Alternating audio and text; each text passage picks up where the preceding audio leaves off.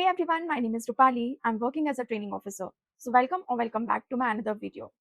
आज की वीडियो में मैं आपके बहुत सारे कमेंट्स एड्रेस करने वाली हूँ जो कि आपने मेरी वीडियोस पे कंटिन्यूअसली किए हुए हैं regarding MP ITI TO 2026 recruitment. Result finally आ चुका है एंड अब नेक्स्ट स्टेप क्या होगा इसके रिगार्डिंग मैंने ऑलरेडी वीडियोस बना चुकी हैं, लेकिन अब मैं उन वीडियोस के नीचे जो आप लोगों ने कमेंट्स पूछे हैं उनको आंसर करने वाली हूँ आज।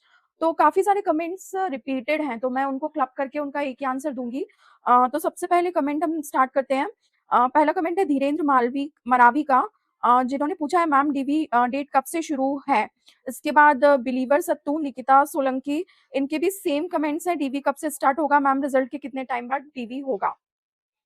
तो ये क्वेश्चन मैंने अपनी प्रीवियस वीडियो में भी एड्रेस किया था। मैं आपको बता दूं अप्रोक्सीमेटली 1 महीना अभी लगेगा डीबी का ऑफिशियल नोटिफिकेशन आने के लिए, जो कि mpskills.gov.in पे उसका नोटिफिकेशन आएगा और आपके पर्टिकुलर मेल पे भी आएगा और टेक्स्ट भी आएगा।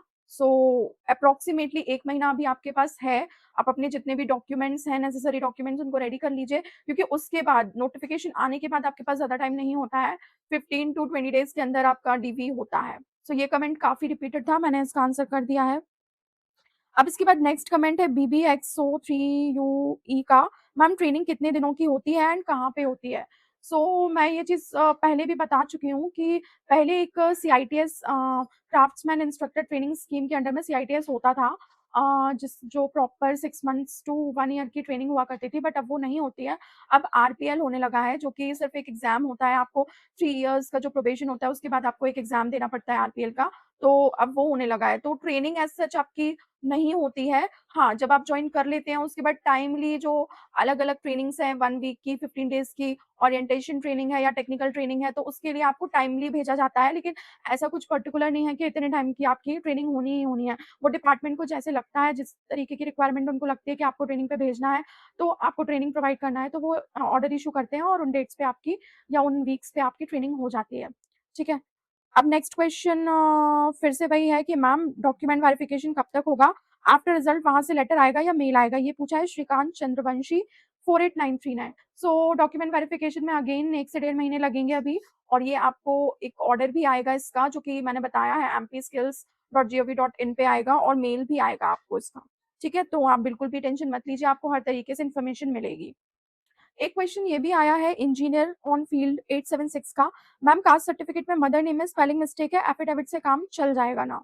मैं आपको बता दूं, अगर माइनर मिस्टेक है तो वो चीज़ चल जाती है एफिडेविट के थ्रू, लेकिन अगर बहुत ज़्यादा मेजर मिस्टेक है, लाइक नाम ही गलत है या वो नाम ही मैच नहीं हो रहा है, अगर सपोज कुमार या प्रसाद या कोई मिडिल जो नेम होता है वो मिसिंग है या वो ऐड है कहीं पे नहीं है, तो इतना कंसिडर हो जाता है। बट अगर एकदम ही नाम ही मतलब मेजर मिस्टेक है तो वो चीज़ नहीं चल पाती है।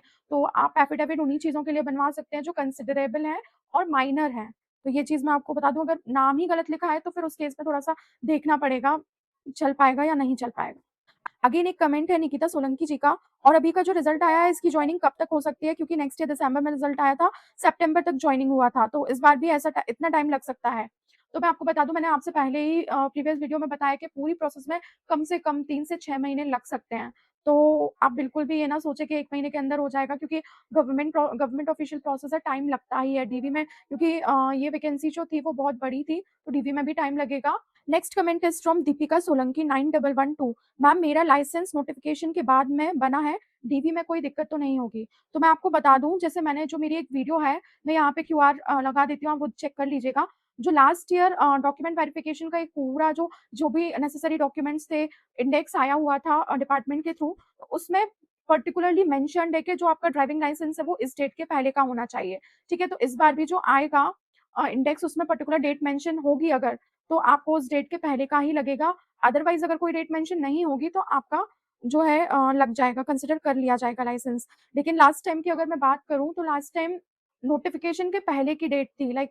अब नेक्स्ट कमेंट है अतुल कबीर का, मैम डोमिसाइल सर्टिफिकेट में मेरे फादर का नेम से है और उसमें मेरा नाम मेंशन है, तो क्या चल जाएगा? देखो, इस चीज़ में ये है कि डोमिसाइल्स ऐसे बनते हैं जिसमें पूरी फैमिली का होता है, फादर के नाम से बन जाता है, बट डोमिसाइल बनने में ज़्यादा टाइम नहीं लगता है, तो यही सजेशन रहेगा मेरा कि आप अपना डोमिसाइल बनवा लें। है ना? 1-2 दिन के अंदर ऑनलाइन बन जाता है, कोई प्रॉब्लम नहीं आती है। आप बनवा लें, प्लस आप उसके रिगार्डिंग एक एफिडेविट भी बनवा सकते हैं और आई थिंक अगर आपका मतलब फादर के नेम से बना हुआ है और उसमें आपका मेंशन है नाम, तो वो भी कंसिडर कर लिया जाएगा और बैकअप में आप ये बनवा के रखिए। तो ये दोनों चीज़ें आपके पास होंगी तो कोई भी इश्यू नहीं आएगा। ठीक है? इसके अलावा भी आप लोगों के काफ़ी सारे कमेंट्स हैं जो मैं धीरे-धीरे करके एड्रेस करूँगी, सो थोड़ा-सा पेशेंस रखिएगा। मिलते हैं नेक्स्ट वीडियो में। Till then keep learning, keep growing. Thank you.